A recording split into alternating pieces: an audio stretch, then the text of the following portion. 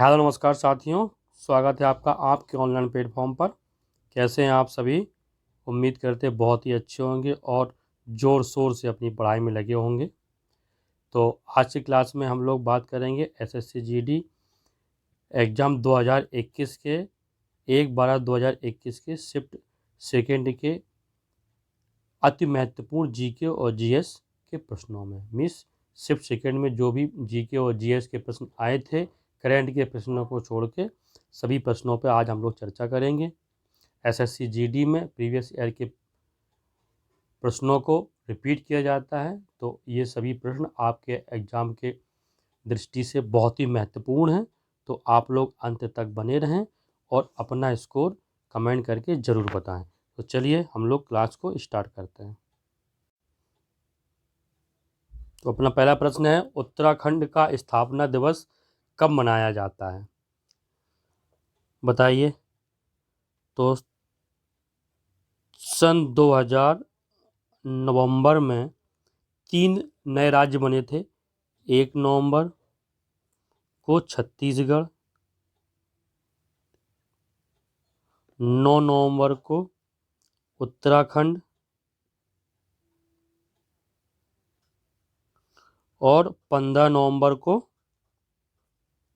झारखंड। सन 2000 नवंबर में 1 नवंबर, 9 नवंबर, 15 नवंबर को 3 राज्य बने थे। 1 को छत्तीसगढ़, 9 को उत्तराखंड और 15 को झारखंड। तो उत्तराखंड राज्य का स्थापना दिवस कब मनाया जाता है? 9 नवंबर को।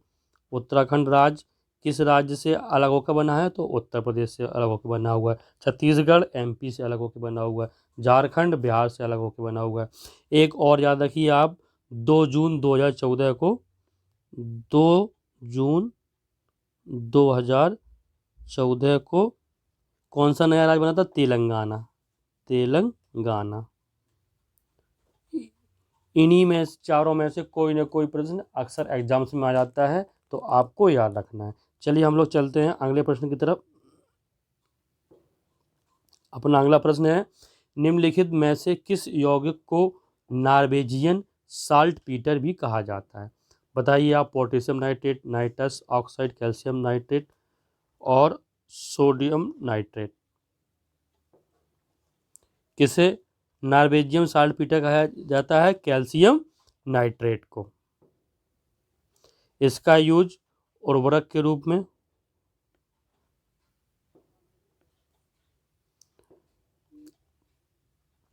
विस्फोटक बनाने में,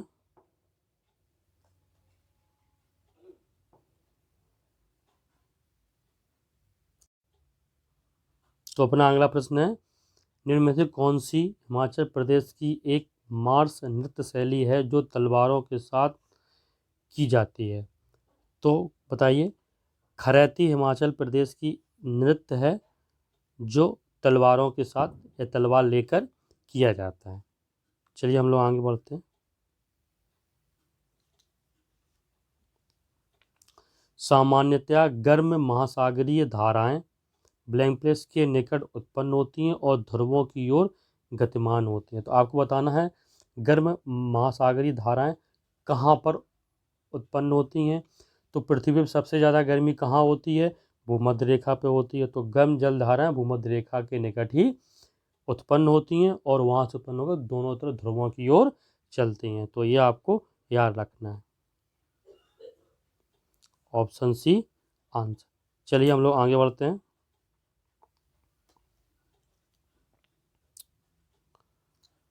भारत के कितने राज्यों की सीमा सिक्किम से जुड़ी है? भारत के कितने राज्यों की सीमा सिक्किम से जुड़ी है? तो ये सिक्किम राज्य है। ये सिक्किम राज्य है। इसके पूर्व में भूटान है, भूटान, और पश्चिम में नेपाल, उत्तर में तिब्बत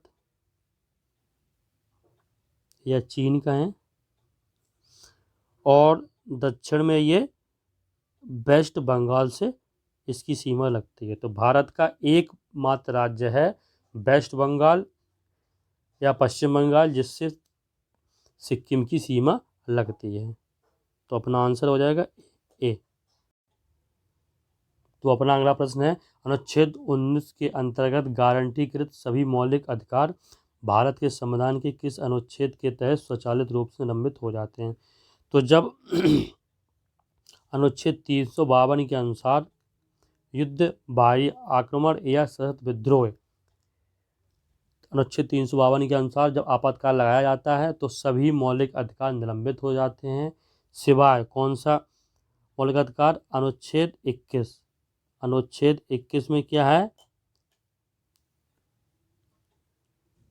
प्राण एवं दैहिक स्वतंत्रता का अधिकार। प्राण एवं दैहिक स्वतंत्रता का अधिकार या दैहिक स्वतंत्रता का संरक्षण, इसको छोड़कर सभी मौलिक अधिकार निलंबित हो जाते हैं। तो ये आपको याद रखना है। प्रश्न ये भी पूछा जाता है, कौन सा मौलिक अधिकार निलंबित नहीं होता है? तो अनुच्छेद 21, प्राण एवं दैहिक स्वतंत्रता का अधिकार या संरक्षण। और जितने भी मौलिक अधिकार होते हैं अनुच्छेद 352 के अनुसार जब आपातकाल लगता है तो वो अपने आप निलंबित हो जाते हैं। चलिए हम लोग आगे बढ़ते हैं। अमूल से दूध और दूध के उत्पादों में सहकारी समितियों की सफलता की कहानी है जो देश में श्वेत क्रांति लाया। तो ब्लैंक प्लेस में अमूल का स्थापना कहाँ हुई थी? गुजरात में हुई थी। किसके प्रयासों से हुई थी? वर्गीज कुरियन जी के।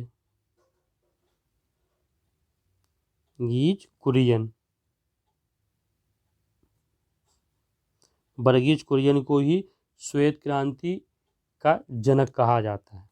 तो आपको याद रखना है, अमूल की स्थापना कहाँ हुई थी? गुजरात में हुई थी। किसके प्रयासों से? वर्गीज कुरियन जी के। और वर्गीज कुरियन को ही श्वेत क्रांति का जनक कहा जाता है।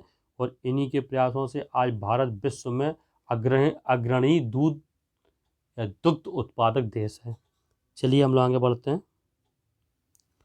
ध्वनि जो कि एक यांत्रिक तरंग है, निम्न में से किस माध्यम से में यात्रा नहीं कर सकती है? तो ध्वनि को यात्रा करने के लिए माध्यम की आवश्यकता होती है। कोई माध्यम हो, मीन्स ध्वनि तीनों माध्यम में गति कर सकती है, ठोस, द्रव और गैस। लेकिन निर्वात में कोई माध्यम ही नहीं होता तो निर्वात में गति नहीं कर पाएगी। इस्पात में भी गति कर लेगी, हवा में भी कर लेगी, जल में भी कर लेगी, लेकिन निर्वात में कोई माध्यम ही नहीं होता।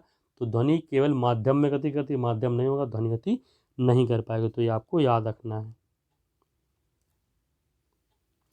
छत्तीसगढ़ का स्थापना दिवस कब मनाया जाता है? मैंने अभी आपको बताया था 1 नवंबर को छत्तीसगढ़, 9 नवंबर को उत्तराखंड और 15 नवंबर को झारखंड और 2 जून को तेलंगाना। चलिए आगे बढ़ते हैं हम लोग। निम्न में से कौन सी श्रीलंका की पहली आधिकारिक भाषा है? श्रीलंका की पहली आधिकारिक भाषा कौन सी है? सिंगली। कौन सी है? सिंगली। वर्तमान में तमिल और अंग्रेजी को भी इसकी आधिकारिक भाषा के रूप में मान्यता दी गई है। किसको? तमिल और अंग्रेजी को। आपको और श्रीलंका की वर्तमान राजधानी कहाँ है? वर्तमान राजधानी क्या है?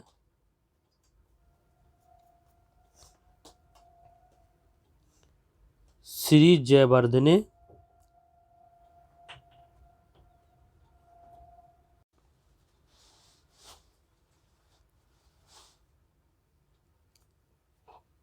पुरा कोटे। और पूर्व राजधानी क्या थी? पूर्व राजधानी कोलंबो थी। ये आपको याद रखना। एसएससी जीडी में भारत और भारत के पड़ोसी देशों से अक्सर प्रश्न बनते हैं। तो राजधानी, मुद्रा, उनके राष्ट्रीय खेल आदि आपको याद रखना है। तो श्रीलंका की पहली आधिकारिक भाषा सिंगली है और इसके अलावा तमिल और अंग्रेजी को भी इसकी आधिकारिक भाषा के रूप में मान्यता दी गई है। वर्तमान में इसकी राजधानी क्या है? श्री जयवर्धने पुरा कोटे। और पहले क्या थी? कोलंबो थी। तो आपको ये याद रखना है। अभी क्या है? श्री जयवर्धने पुरा कोटे। अगला प्रश्न है लैक्टोमीटर, हाइड्रोमीटर जहाज़ों और पनडुब्बियों को के आधार पर डिजाइन किया। किसके आधार पर डिजाइन किया गया? तो आर्किमिडीज के सिद्धांत पर इनको डिजाइन किया गया है। आर्किमिडीज का सिद्धांत क्या है? जब कोई वस्तु किसी द्रव्य में पूरी अथवा आंशिक रूप से डुबोई जाती है तो उसके भार में कमी का आभास होता है, और जब उसके भार में जो आई कमी होती है वो उस वस्तु द्वारा हटाए गए द्रव्य के भार के बराबर होती है। तो आपको ये याद रखना है। अगला प्रश्न,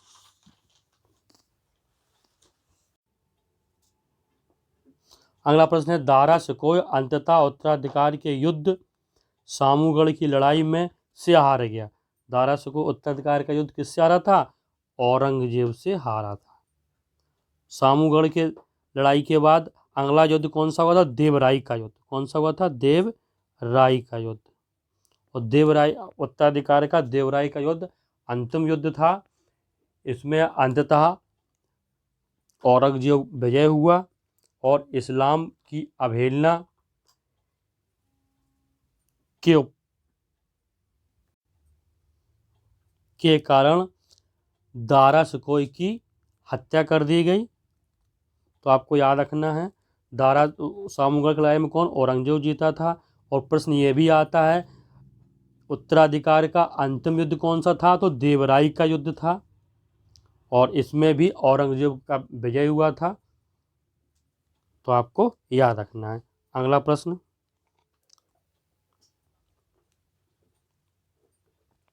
लाला लाजपत राय किस संगठन के एक सक्रिय सदस्य थे? तो लाला लाजपत राय दयानंद सरस्वती जी से प्रभावित हुए थे, और दयानंद सरस्वती जी ने किसकी स्थापना की थी? आर्य समाज की स्थापना की थी। तो यह एक आर्य समाज के सक्रिय सदस्य थे।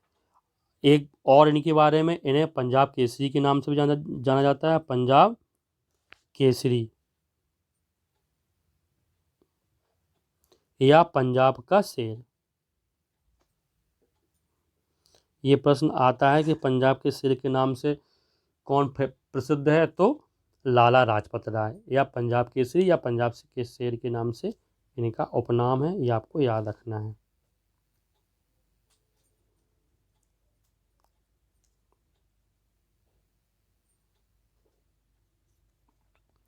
अगला प्रश्न है प्लासी नामक एक गांव जिसे प्लासी युद्ध के लिए जाना जाता है, जो ईस्ट इंडिया कंपनी और नवाब सिराजुद्दौला के बीच लड़ा गया था, किस नदी के किनारे है? तो प्लासी सबसे बड़ी बात कहाँ पड़ती है? प्लासी कहाँ है? पश्चिम बंगाल में है, और ये हुगली नदी के किनारे है। किस नदी के किनारे है? हुगली नदी के किनारे है।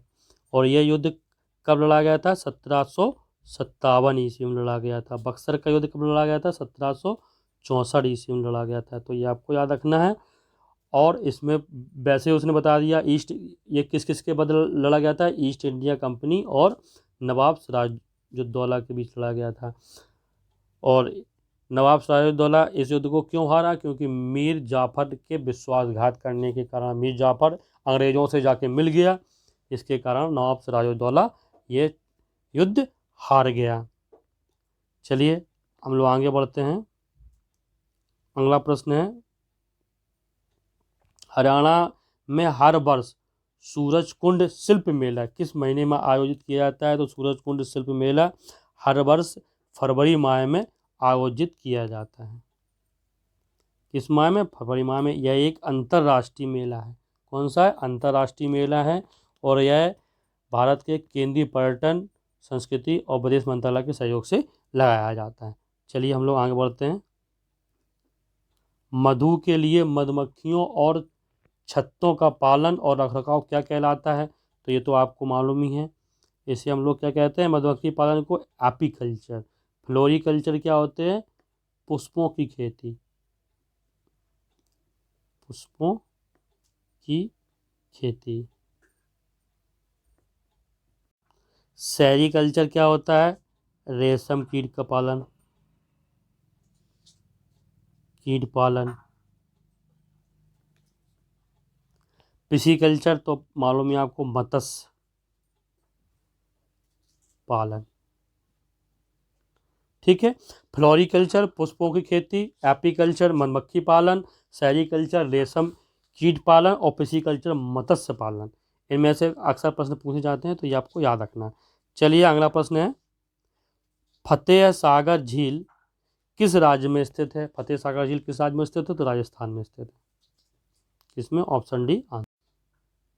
भारतीय संविधान की उद्देशिका में निम्न में से किस न्याय की बात नहीं कही गई है? तो भारतीय संविधान की उद्देशिका में 3 प्रकार के न्याय की बात कही गई है। सामाजिक, आर्थिक, राजनीतिक, धार्मिक न्याय की बात नहीं कही गई है, ये आपको याद रखना है। भारतीय संविधान की उद्देशिका में 3 प्रकार के न्याय, 5 प्रकार की स्वतंत्रता और 2 प्रकार की समानता की बात कही गई है। 5 प्रकार की स्वतंत्रता कौन कौन सी हैं? विचार, अभिव्यक्ति, विश्वास, धर्म और उपासना। और 2 प्रकार की समानता कौन है? प्रतिष्ठा और अवसर की समानता। ये आपको तीनों चीज़ याद रखने, इनमें से अक्सर प्रश्न बनते हैं। न्याय 3 सामाजिक, आर्थिक, राजनीतिक, स्वतंत्रता 5 विचार, अभिव्यक्ति, विश्वास, धर्म और उपासना। और 2 प्रकार की समानता कौन सी? प्रतिष्ठा और अवसर की समानता। आपको याद रखना, इनसे अक्सर प्रश्न पूछे जाते हैं। चलो हम लोग अगला प्रश्न की ओर चलते हैं। भारतीय संविधान में पंचवर्षीय योजना का प्रावधान किस देश से लिया गया है? तो ये आपको याद रखना है, रूस से लिया गया। किससे लिया गया? रूस से। ऑप्शन ए सही है। अगला प्रश्न, सिपकीला, इसमें टाइपिंग मिस्टेक हो गई है, ये ला इसके साथ में, सिपकीला दर्रा किस राज्य में है? तो सिपकीला दर्रा किस राज्य में? जम्मू कश्मीर, उत्तराखंड, हिमाचल प्रदेश। तो ये हिमाचल प्रदेश में है। तो ये आपको याद रखना है, ऑप्शन डी सही है। तो आज के क्लास में महत्वपूर्ण 20 प्रश्नों को शामिल किया गया था। 2021 एसएससी की जब एग्ज़ाम हुआ था तो उसमें प्रत्येक सेक्शन में 25-25 क्वेश्चन आते थे, लेकिन इसमें हमारे द्वारा करंट के क्वेश्चनों को शामिल नहीं किया गया है। उनको हटा के इसमें जितने क्वेश्चंस थे उनको शामिल किया गया है, और कुछ क्वेश्चन लास्ट में 1-2 क्वेश्चन मेरे तरफ से शामिल किए गए हैं। तो ये क्लास आपको कैसी लगी कमेंट करके ज़रूर बताना, और आप अपने स्कोर को ज़रूर कमेंट करें। और यदि आपको क्लास अच्छी लगी हो तो क्लास को लाइक करें, अपने दोस्तों और छोटे भाई बहनों के बीच में शेयर करें। और यदि आप पहली बार चैनल पर विजिट कर रहे हैं तो सब्सक्राइब करें। वीडियो देखने के लिए आपको बहुत बहुत धन्यवाद।